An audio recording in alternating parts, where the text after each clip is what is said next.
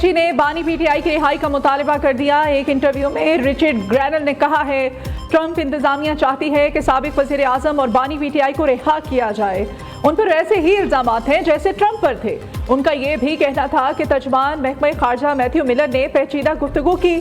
असल बात यही है कि पाकिस्तान के साबिक वज़ीर आज़म को रिहा किया जाए।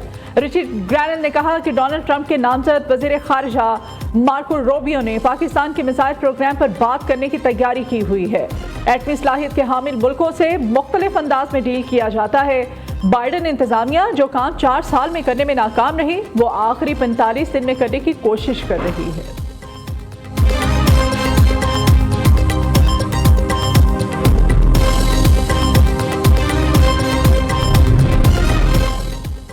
ऑपरेशन गोल्डस्मिथ के रिक्रूट मुल्की मुफादात के खिलाफ भरपूर मुहिम चला रहे हैं। बानी पीटीआई को निजात दिलाने वाले अनासिर को इसराइल की हिमायत हासिल है।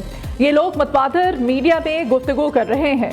वफाकी वजीर दिफा ख्वाजा आसिफ की ट्वीट लिखा, साफ जाहिर है बानी पीटीआई इसराइली असासा है। बानी के जरिए वो वाहिद मुसलमान एटमी ताकत को झुकाना चाहते हैं। पाकिस्तानी कौम अपने मुफादात का तहफ़्फ़ुज़ करना जानती है। हमारी अव्वल व आखिर तरजीह सिर्फ और सिर्फ पाकिस्तान है। अमरीकी बयानात की रोशनी में आज तक किसी की रिहाई नहीं हुई। अमरीका में साबिक पाकिस्तानी सफीर हुसैन हक्कानी ने कहा है इंसानी हकूक के मामले पर अमरीकी नुमाइंदे बयानात देते रहते हैं। लोगों की गलत फहमी है कि अमरीकी हुकाम फोन करेंगे तो सब कुछ हो जाएगा। इन बयानात की रोशनी में आज तक किसी की रिहाई नहीं हुई। मैं भी चाहता हूं कि बानी पीटीआई को रिहा किया जाए। तरीके इंतशार ने ये कोशिश की ये मिलिट्री कोर्ट्स के मामले को एक कंट्रोवर्शियल मामले के तौर पे पेश किया जाए। जब मिलिट्री कोर्ट में किसी का ट्रायल होता है तो वो कब होता है? वो तब होता है कि जब उसने मुल्क के किसी दिफाई अदारे पर हमला किया हो। 9 मई को जो जलाओ घेराव तोड़ फोड़ की, आपके रहनुमा सारे सामने हैं और तमाम वो लोग जिनकी ट्रायल हुआ है उनके खिलाफ नाकाबिले तरदीद सबूत हैं। अब राइट टू फेयर ट्रायल दिया गया, आगे अपील के राइट्स आपके पास हासिल हैं। तो मैं ये समझता हूँ कि ये इस पे सियासत की जा रही है। पाकिस्तान के अंदर किसी कानून की खिलाफ वर्जी नहीं हुई इन ट्रायल्स को करते हुए। 9 मई मुल्जिमान के ट्रायल में आलमी कवानीन की पासदारी की गई। फौजी तनसीबात पर हमला होगा तो ट्रायल भी फौजी अदालतें ही करेंगी। मिलिट्री कोर्ट्स ने ट्रायल में मुल्की और आलमी कवानीन की कोई खिलाफ वर्जी नहीं की। वज़ीर इत्तलात अदा तारिर का रद्द अमल। मीडिया से गुफ्तगू में कहा कानून की पासदारी और कानून की हुक्मरानी जरूरी है। तहरीक इंसाफ सियासत ना करे और मामले को मुताज़े ना बनाए। आप फैसले के खिलाफ हाई कोर्ट में अपील कर सकते हैं, तो फिर ये वावेला क्यों? बताएं माजी में आपके लीडर फौजी अदालतों के फजाइल क्यों बयान करते रहे?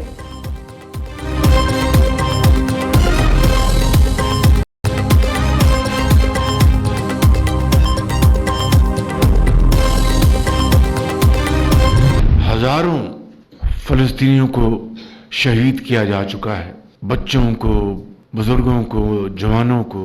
मैं समझता हूं कि आज की इस दिन की मुनासबत से पूरी दुनिया में जहां जहां ईसाई बसते हैं, हम सबको मिलकर फलस्तीन में इस खून की होली को ख़त्म कराने के लिए अपना पूरा जोर लगाना चाहिए। और हज़रत ईसा जो अमन के दाई थे, उनके मिशन के फ़रोग के लिए मैं समझता हूँ कि वहाँ जंग बंदी इस वक्त की अहम तरीन ज़रूरत है।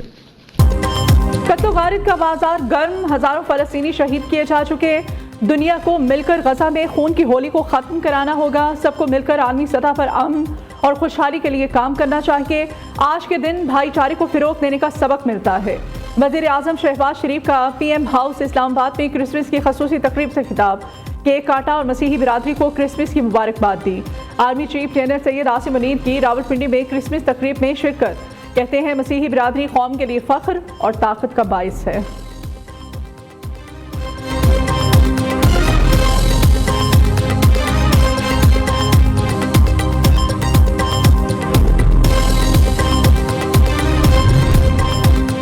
वज़ीर आला पंजाब का क्रिसमस के मौके पर माइनॉरिटी कार्ड शुरू करने का ऐलान। लाहौर में क्रिसमस की तकरीब से खिताब में मरीम नवाज ने कहा माइनॉरिटीज़ कार्ड 3 माह बाद मिलना शुरू हो जाएंगे। पंजाब में तमाम अक़लियतों के हकूक़ बराबर हैं। रियासत माँ की तरह होती है, इस तरह से वज़ीर आला आपकी माँ की तरह है। नवाज शरीफ अक्सर मुझे कहते हैं मसीही भाइयों के लिए अक़लियत का लफ्ज़ इस्तेमाल ना करें। मरीम नवाज ने क्रिसमस का केक भी काटा।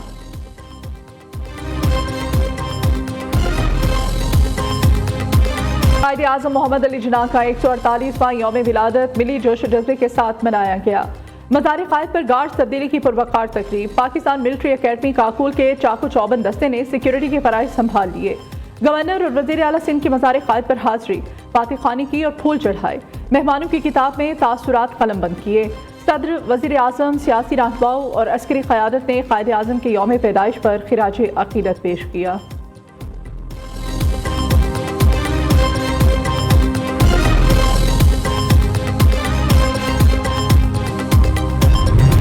قیام امن کے لیے فتنہ الخوارج کے خاتمے کا مشن، سیکیورٹی فورسز سرگرم۔ جنوبی وزیرستان میں انٹیلیجنس بیسڈ کارروائی، سیکیورٹی فورسز سے جھڑپ میں 13 خارجی جہنم واصل۔ ISPR کے مطابق سیکیورٹی فورسز نے سراروغا کے علاقے میں 24 اور 25 دسمبر کی درمیانی شب آپریشن کیا۔ فتنہ الخوارج کے ٹھکانوں کو مؤثر طریقے سے نشانہ بنایا۔ علاقے میں ممکنہ دہشت گردی کے خاتمے کے لیے سینیٹائز آپریشن جاری ہے۔ سیکیورٹی فورسز دہشت گردی کی لعنت کے خاتمے کے لیے پرعزم ہیں۔ صدر آصف علی زرداری اور وزیر اعظم شہباز شریف کا سیکیورٹی فورسز کو خراج تحسین، فتنہ الخوارج کے مکمل خاتمے کے عزم کا اعادہ۔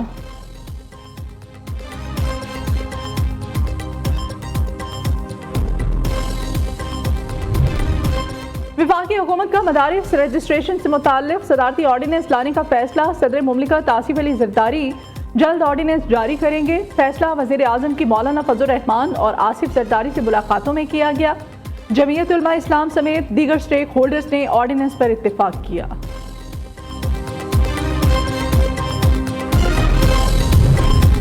مسلم لیگ نون کے صدر نواز شریف کے پوتے زید حسین کا معروف صنعتکار شیخ حبیب الرحمان کی صاحبزادی ایمن سے نکاح۔ تقریب میں وزیر اعظم شہباز شریف، وزیر اعلیٰ پنجاب مریم نواز سمیت ملکی اور غیر ملکی اہم شخصیات کی شرکت۔ راحت فتح علی خان نے قوالی نائٹ میں پرفارم کیا۔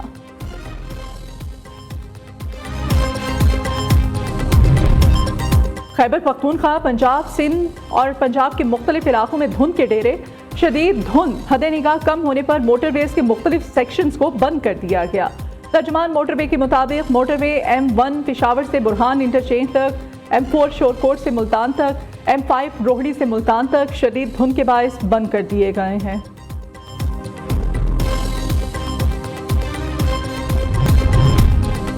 آذربائیجان کا مسافر بردار طیارہ قازقستان میں گر کر تباہ، 39 افراد ہلاک، 33 زخمی، طبی امداد کے لیے ہاسپٹل منتقل۔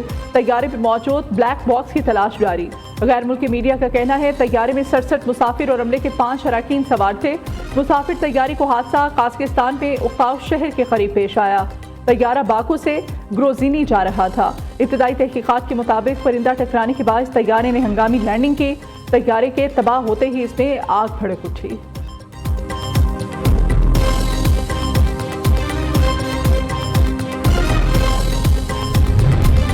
پاکستان اور جنوبی افریقہ کے درمیان پہلا ٹیسٹ آج۔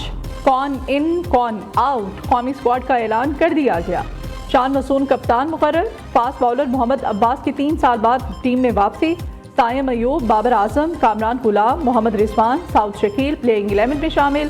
سلمان علی آغا، عامر جمال، نسیم شاہ، خرم شہزاد بھی ٹیم کا حصہ ہیں۔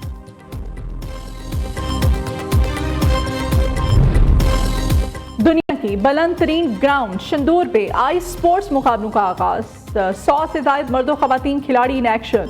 آئس ہاکی، کرلنگ اور سپیڈ سکیٹنگ میں صلاحیتوں کے جوہر دکھائے۔ خون جما دینے والی سردی میں شائقین کھلاڑیوں کا لہو گرماتے رہے۔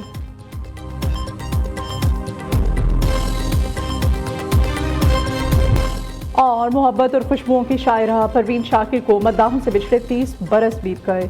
جذبات کی گرہوں کے علاوہ پروین شاکر نے اپنی شاعری میں معاشرے میں صنف نازک کے مسائل اور احساسات کو اس عمدگی سے پرو دیا اور چند ہی ماہ میں وہ ہر دل عزیز بن گئیں۔ پروین شاکر 26 دسمبر 1994 کو کار حادثے کی وجہ سے خاندان کے علاوہ ادبی دنیا کو بھی سوگوار کر گئی تھی۔ اردو زبان و ادب سے محبت کرنے والے انہیں آج بھی خراج عقیدت پیش کرتے ہیں۔